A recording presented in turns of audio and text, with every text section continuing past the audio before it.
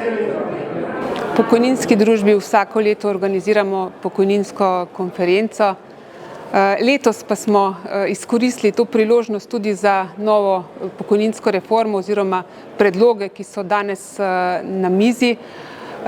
Kot smo lahko prebrali ali pa ujeli, ker javno še kaj dosti ni bilo povedanega, ta pokojninska reforma, ti predlogi prinašajo kar nekaj sprememb, predvsem seveda v prvem stebru, ampak se pa prvič v vsej tej zgodovini obstoja tičejo tudi drugega stebra ti predlogi, in sicer na ta način, da izvajalci to zelo podpiramo.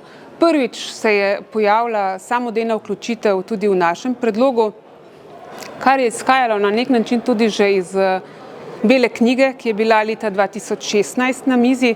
Žal se takrat ni zgodilo ničesar, kar je bilo takrat zapisanega. Danes pa vidimo, da so kar dosti idej lahko koristili tudi iz Bele knjige in tega, kar se pač danes dogaja po svetu. Anglija, kot je naš gost, gospod Darren, predstavil, oni so pred 10 leti se odločili za samodejno vključitev. Vključenih je 90% populacije, zelo se je povečalo varčevanje. So we introduced auto-enrollment in the UK in 2012, and that came out of a pension commission that ran between 2002 and 2005. And that recognised that we needed to move beyond a voluntary approach to pension saving, so hence auto-enrollment was born. And what that means is employers have to put people into a pension and make mandatory minimum pension contributions unless they opt out. So we've been running this for 12 years now. It's starting to mature. Initially contribution rates were quite low, but they built up to 8% towards the end of 2010. I think we've auto-enrolled, or we've had about 2.4 million employers that have been subject to auto-enrollment. And my assessment of it is that it's gone pretty well so far. In terms of the numbers, so 11 million people are saving more or saving for the first time due to auto-enrollment. So that's a massive increase in terms of the numbers saving before. A lot of those people are in traditionally underserved industries, so retail, hospitality, catering. So a lot of large employers put their staff into pensions for the first time. But the vast majority of the heavy lifting for auto-enrollment was done by the millions small employers, people that might have only 2, 3, 4, 10 staff, and what we've seen is a massive increase in pension saving for that population. Kar se tiče pokojninskega zavarovanja, ključen izziv za Slovenijo zagotovo so demografski trendi. Izrazito staranje prebivalstva, se pravi, če je danes vsak 5. prebivalec starejši od 65, bo čez 20 let že v bistvu vsak 3. prebivalec star 65 let. S tem so povezani tudi odhodki za staranje, ki bojo pač čez 20 leti tudi bistveno višji na ta račun.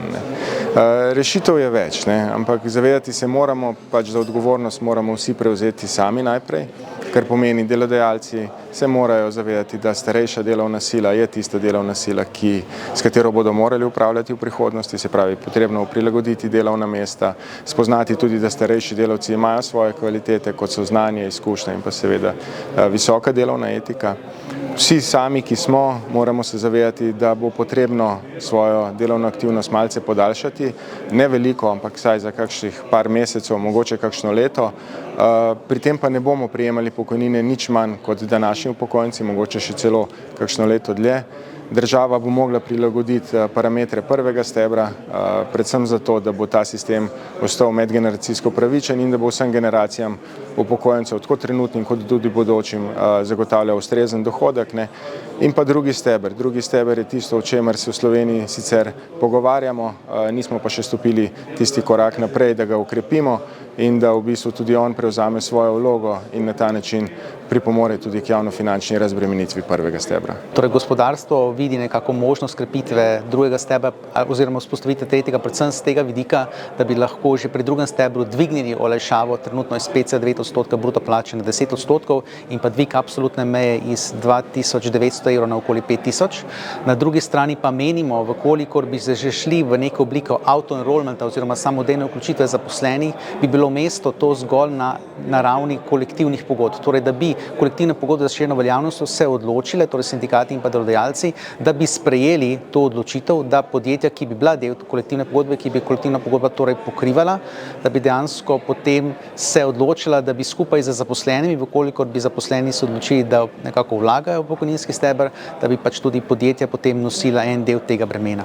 Medtem ko na ravni države pa zakaj takega menim, da ni manevrskega prostora, glede na to, da so že aktualni socialni prispevki trenutno v Sloveniji zelo visoki.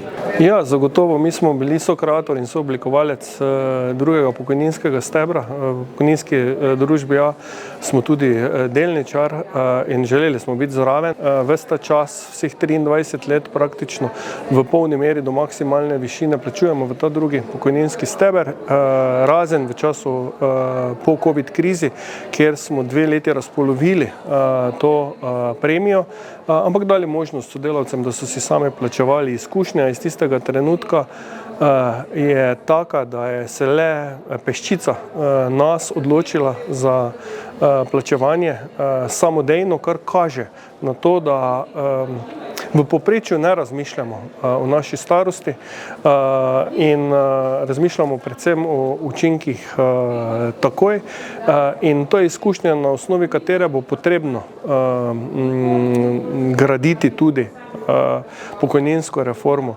Ta posvet je bil dobra priložnost, da se s strokovno javnostjo, tudi mednarodnimi strokovnjaki, pogovorimo o enem izmed predlogov, ki so v vladno potrjenih izhodiščih za prenovo sistema pokojninskega in invalidskega zavarovanja, ki zadeva konkretno drugi steber. Torej, tam sem na kratko povzel ta vladno potrjena izhodišča, zlasti ta, ki se nanašajo na drugi steber, in z zanimanjem poslušal odziv strokovne javnosti, izvajalcev in mednarodnega strokovnjaka, ki ima s tem večletne izkušnje iz Velike Britanije.